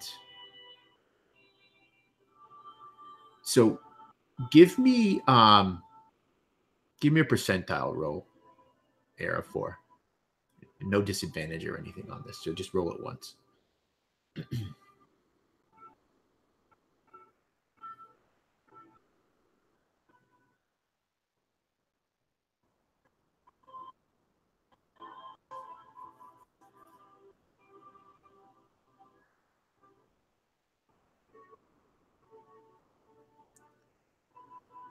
Yeah. So you, by your best guess, Era 4, you've traveled an hour on this path. You can still see the trail left by Badu, but you haven't encountered them.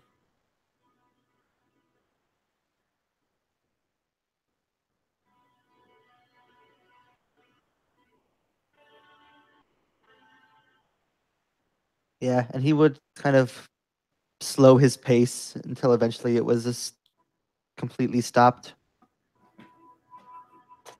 Just to Moira and then Lily and then to Berelas, just seeing himself and everyone else still exhausted from this. Berelas with a sound and a kind of just a dull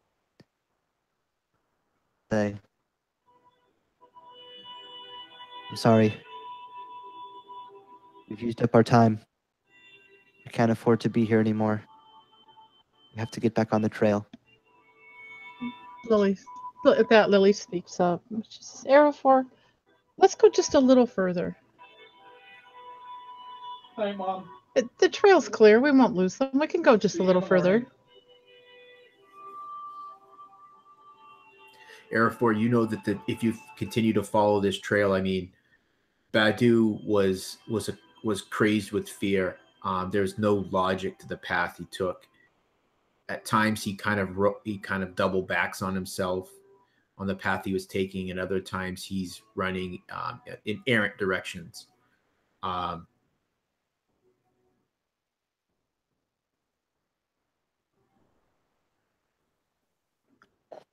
Every step we follow this trail takes us away from our destination. Because a step we have to take back just to where it takes us closer to those that would help us. And nobody helps. We die of exhaustion and starvation in this forest.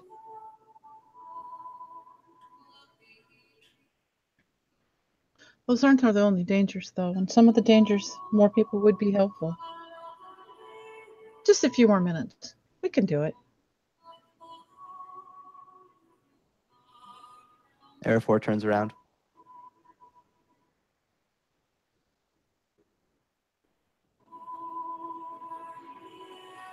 Moira looks at Lily and just gives her this kind of sad shrug, then turns and follows Arafor.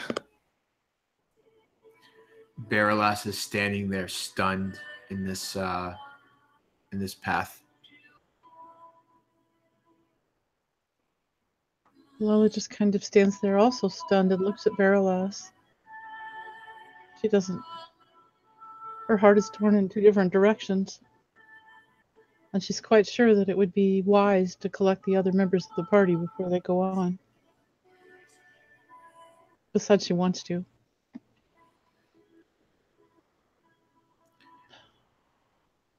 As the two of you start to move away,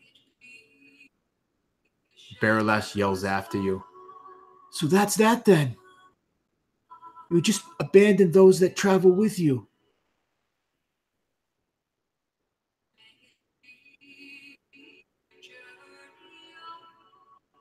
Well, he cries out again too.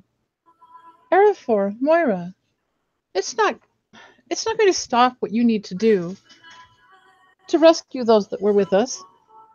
It's important. It will help you to remember who you are.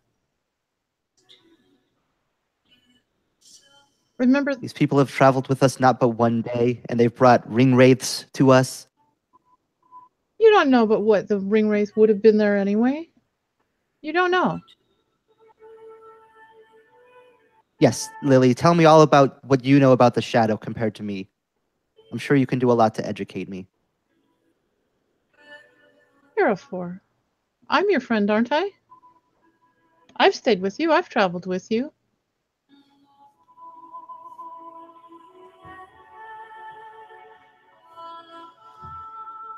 And Remember who you are. You're a warden. You're a ranger. You help people.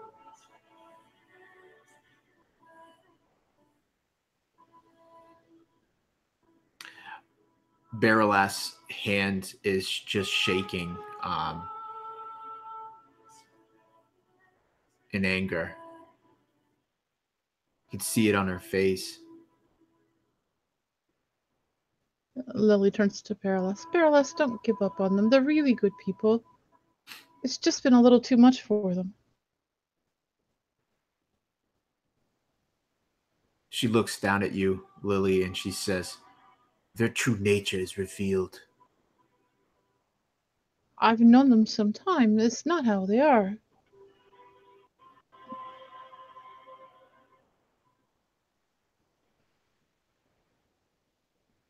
Oh, please, give them time.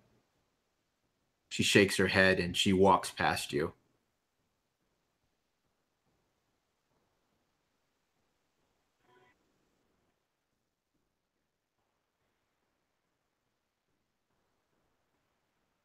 She continues to follow the path left by Badu.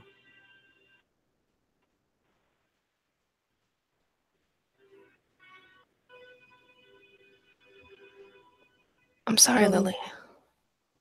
Go on. I'm sorry, Lily. I must go with Arafor. But Moira, we did make a promise. Who are we if we can't keep our word? And we helped, we searched. They are not here. There's no telling how far or where they've gone. I don't think they'll be that much further. I really don't. We could give them just another short while. Then go. If that's what you wish.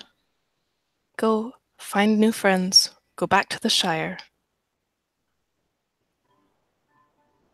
Whatever it is, you're not bound to us. But I am. I made an oath. As did I. This doesn't violate your oath to keep your word for an extra hour or so, or an extra few minutes, whatever.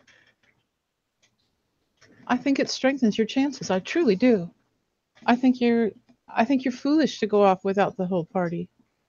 Our chances are strengthened by having a ring bearer who brought this Nazgul, whatever it is, that brought that to us. How has that helped us, Lily? You're alive. The Nazgul might have been following you for all you know. It's a terrible thought, but Then they are better off away from me. I'm going with Arafor. you won't keep your word?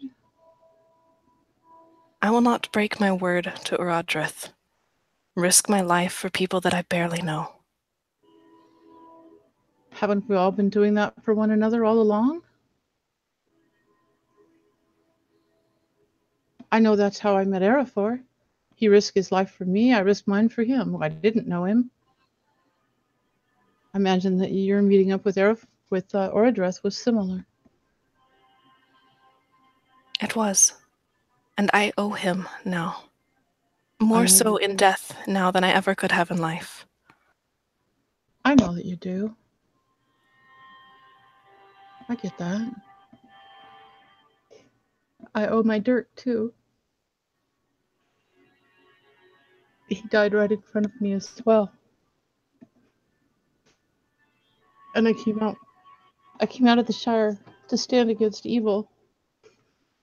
because of that. It's so hard. If my friends turn against what is good, just Perhaps we must each seek our own good. If you wish to go with Berelas, you are welcome to, and I will not hold it against you. I appreciate that, but it is my own heart I must look to. And it's very torn over this.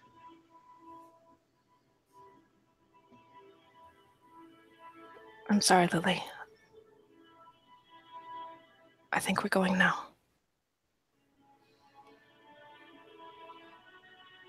She walks towards Arafor.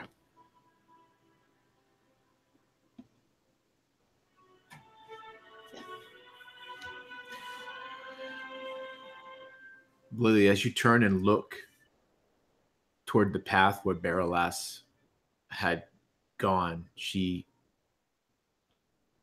can no longer see her.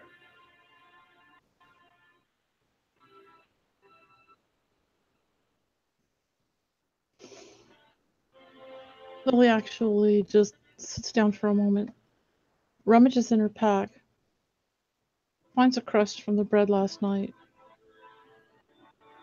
and just sits to think for a moment before she makes a decision. Which way to go? Right? And Arafor and Moira, you start continuing back along the path, correct?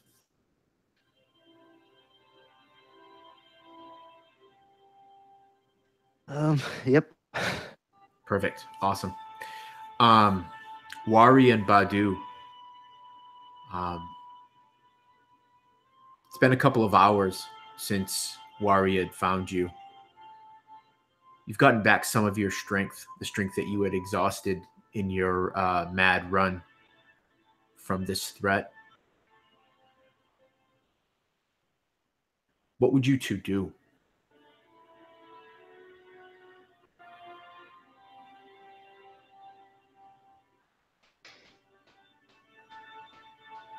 Bud is at this point just following Wari.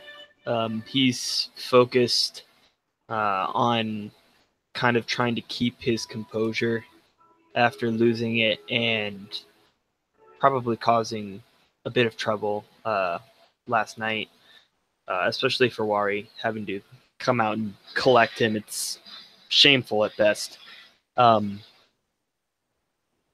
so he'll be following him, but kind of worried about Berelas and her condition, as he foolishly left her, and Wari had to come after him, leaving her by herself, basically with these people who we don't really know. The Hobbit, Lily, seems nice. The other two seem more skeptical of their group, but not to say he doesn't trust them.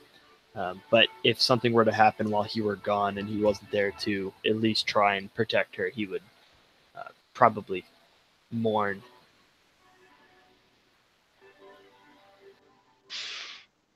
Yeah, and I think Wari is now that he's found, his traveling companion for the last, God knows how many weeks. Now he's just concentrating on getting back to Berelas as fast as he can with Badu in tow. Okay. Yeah, so after resting for a couple of hours, you two begin the return journey, backtracking. Give me a survival roll, Wari. Disadvantage still, I'm assuming, too, right? No, it would not be disadvantage. It would be a straight up roll.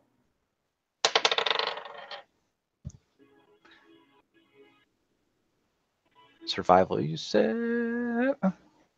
Total of 20, not natural. Oh, perfect. Yeah. So you are able to, even though you're feeling pretty tired yourself, able to keep to the path. Even though Badu has regained some of his strength, you're both just trudging along wearily, and Are you going to walk through the until you get there? I assume. I don't know in Worry's panic to find him and get back if he's very conscious of how long it's been. Maybe he gets a rough idea, but yeah, I think also he tries to hope that he can get back in time to maybe get some rest. So I would say that that they would push it as best they can without killing themselves. Yeah. So you push on through most of the night before I don't know which one of you first is more exhausted, but you have to get some rest. And so you sleep for a few hours before you awaken, and you already see the steely gray of a cloudy morning.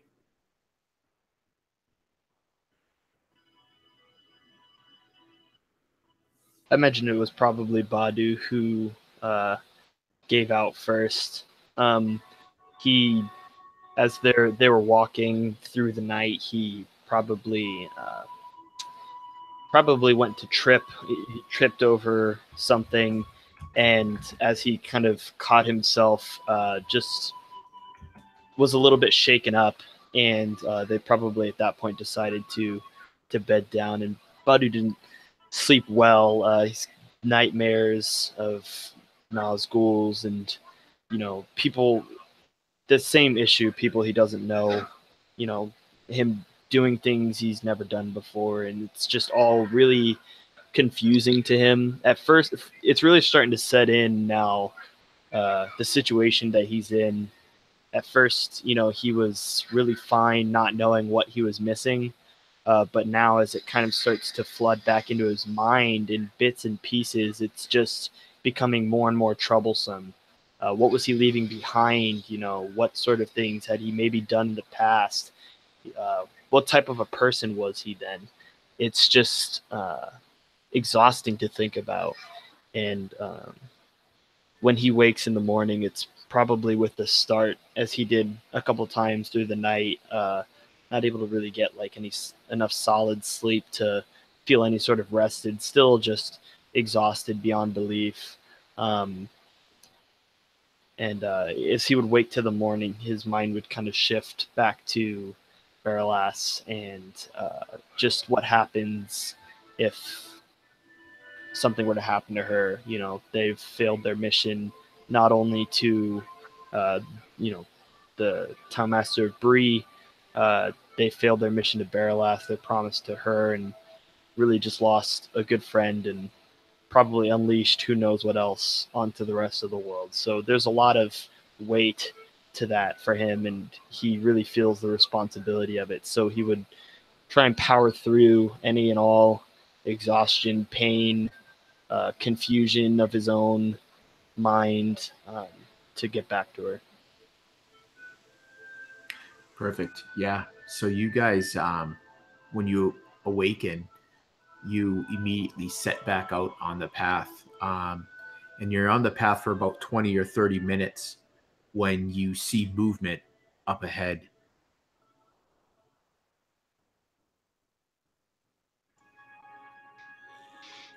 Any special kind of movement that we see, like somebody rustling through the trees? Yeah, moving through the trees towards you. Not through the path that. No, it would be the path. Okay. The path isn't straight, so it's like it's like you caught some movement, and then it kind of dips behind a tree, and then you kind of see a bit of color. Would we have encountered any kind of movement on this in the last little bit? No. All right, then Worry, probably still leading Badu a little bit, would immediately put his hand out and tell him to stop as he kind of like crouches down in some brush near a tree to just kind of hear what's coming up or and get a peek at it before it sees them. Yeah, you hear the rustling of some leaves, and you see Berelas appear out from behind a tree, walking toward the two of you.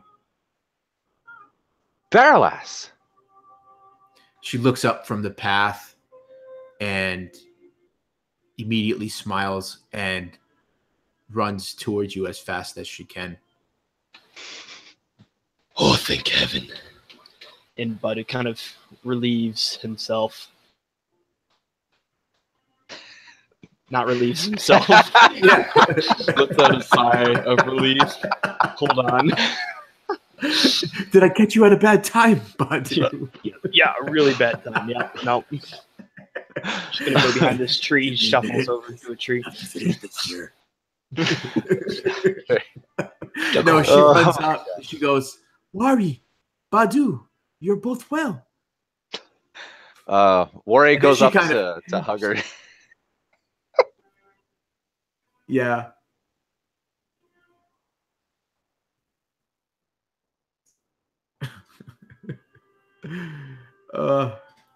Yeah. So she immediately comes down and gives you a big hug. And she looks up at you, Badu, and she goes, she sees your wrecked face, all the scratches and cuts now scabbed over. And she goes, you're well too. And she gets up and she gives you a hug as well.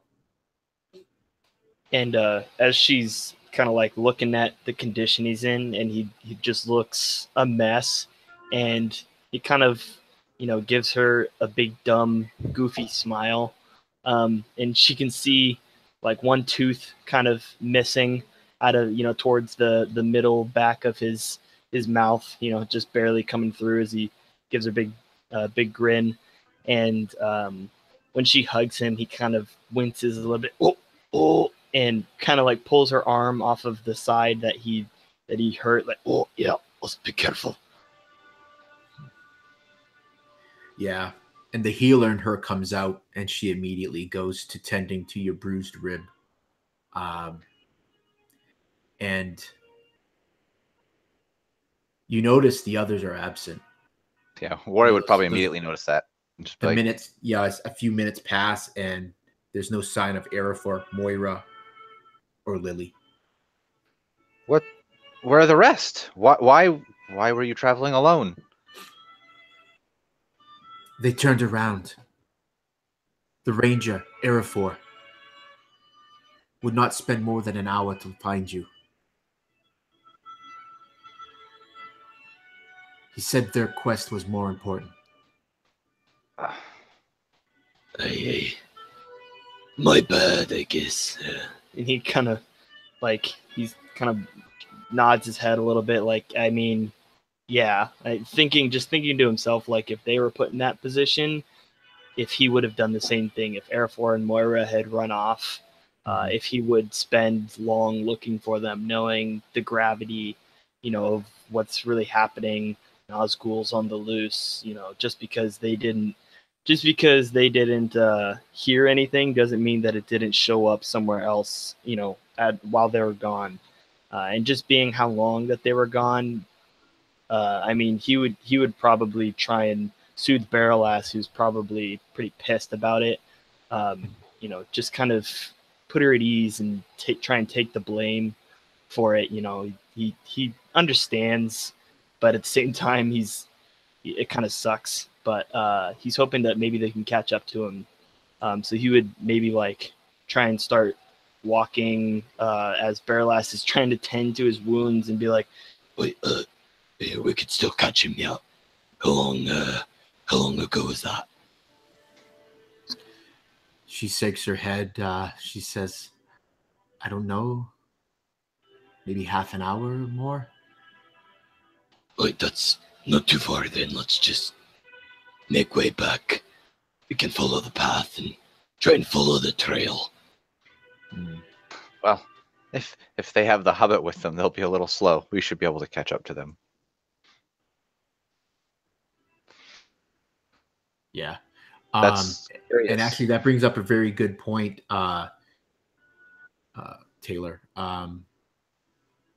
Badu and Wari, unfortunately, because of the experience you had in through the evening, you both automatically fail your Constitution save. So you're at a 3rd level of exhaustion, I believe. Oh. mean, wait, what? Yeah. Yeah, saw that one coming. Yeah. But you can definitely press on ahead. And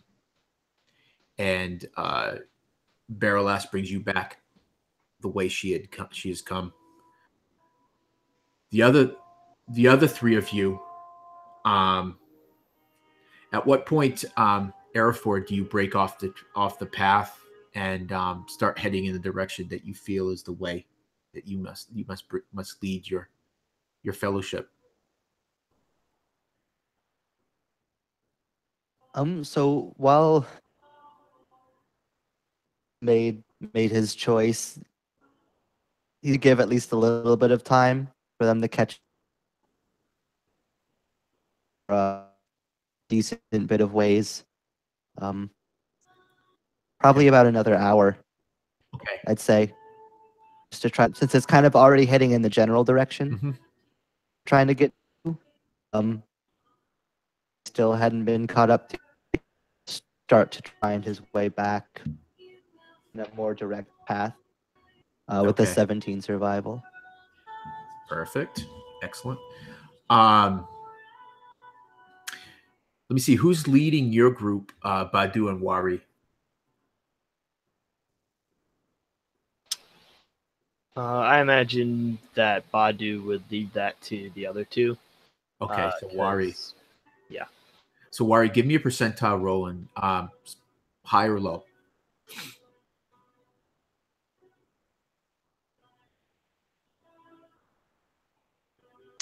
Uh, 36. Okay. So you start bringing the group towards the river, Arafor, and Lily, you're the one that notices it. You can hear the sound of voices seem to be carrying through the trees. Not loud, but kind of a muted conversation.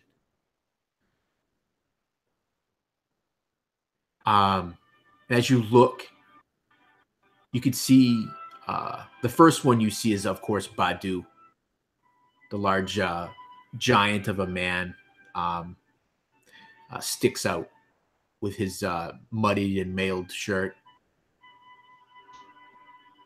So, had I already caught up with Moira and Yeah, Arafor? yeah. I'm just hand waving that. I did. You Okay, but yeah. we didn't know you'd hand waved it.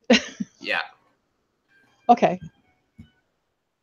Yes, I hear them, and I'm like, Moira, Arafor, I see Badu. They're coming up behind us.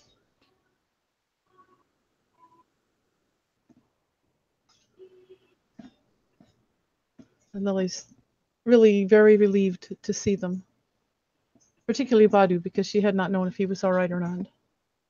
Mm-hmm. So Moira and Arafor, as you look past the little hobbit, you can definitely see the large man Badu, smaller woman Berelas, and the dwarf Wari. There's still probably maybe 50 or 60 yards behind you, but they seem they've noticed you as well.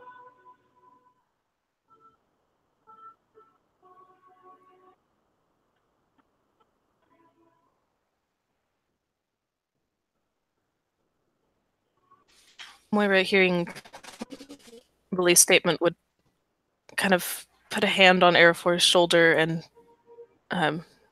stop walking and stop Isfael and look back to see if she could see them as well. Yeah, you see them.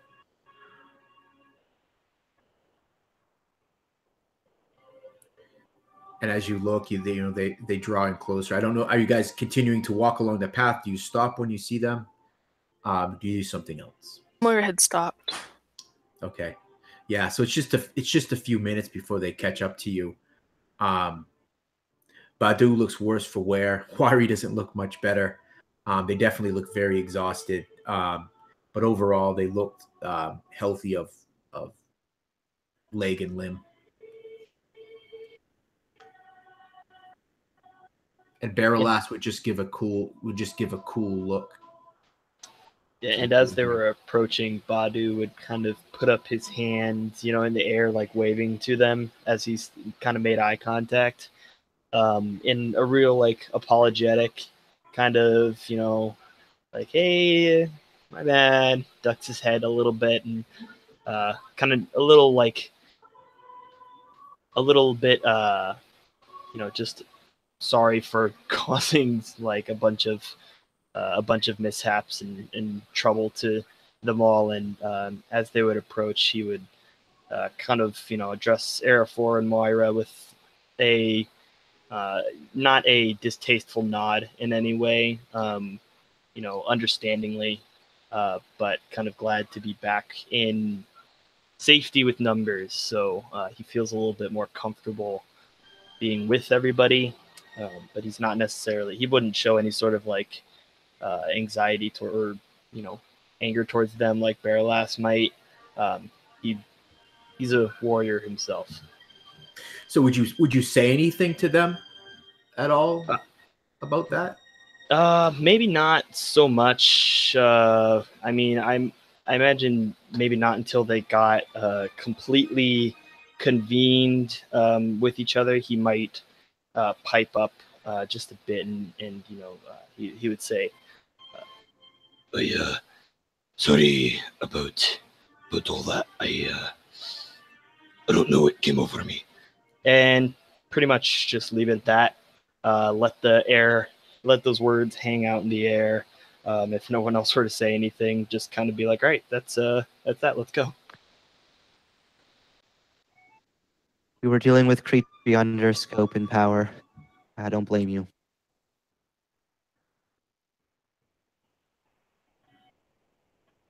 And I understand. I probably would have done the same thing after a while. So, that's that.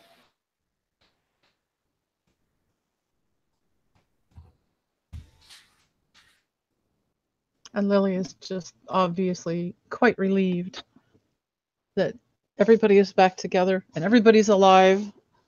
And she feels like they can maybe keep all of their oaths for the time being anyway.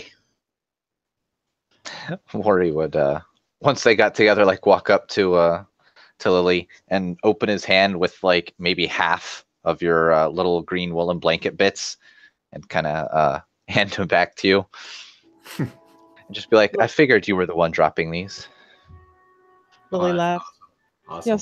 Yes. I thought perhaps you needed to be sure which way we went. I was originally looking for food, but then I remembered there was a hobbit around. Lily laughs at that. She thinks, is it lunchtime yet? Does it mention of food? And kind of looks at everyone with just a hopeful look. Not quite, Lily. Oh, all right. Because she knew it really wasn't, but food. Yeah. Worry kind of half smiles at Arafor and Moira. He doesn't probably understand it as well as Badu and Arafor, but he's good to be back with company regardless. Now he just wants to rest.